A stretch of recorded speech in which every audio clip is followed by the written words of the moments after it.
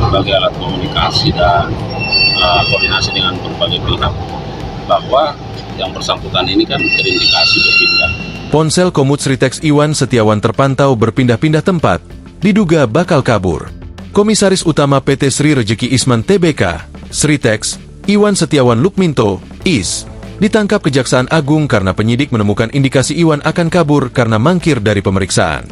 Saat ini, Iwan Setiawan masih berstatus sebagai saksi dalam kasus dugaan korupsi pemberian kredit senilai 3,6 triliun rupiah oleh sejumlah bank daerah dan bank pemerintah. Sehingga pengamanan ini dilakukan untuk menghindari ada kekhawatiran yang bersangkutan mangkir ya, atau tidak datang dengan alasan yang tidak jelas atau bisa melarikan diri. Ujar Kepala Pusat Penerangan Hukum, Kapus Penkum, Kejagung, saat ditemui di depan Gedung Penerangan Hukum Kejagung, Jakarta, Rabu, 21 Mei 2025. Harli mengatakan, IS baru sekali dipanggil sebagai saksi. Namun, berdasarkan pendalaman dan pemantauan penyidik, ditemukan indikasi bahwa ia berniat untuk mangkir dari pemeriksaan.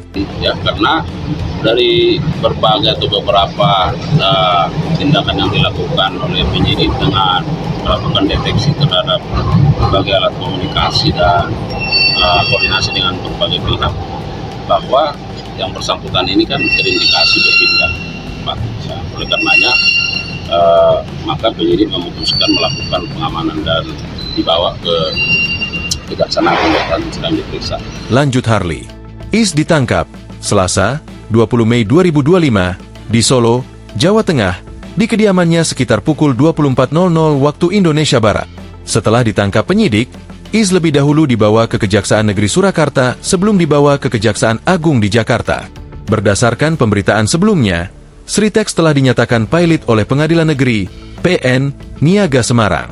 Hal itu tertuang dalam putusan Pengadilan Negeri Semarang dengan nomor perkara 2 PDT Sus Homologasi 2024 PN Niaga Semoga yang dipimpin Hakim Ketua Moj Ansor pada Senin, 21 Oktober 2024.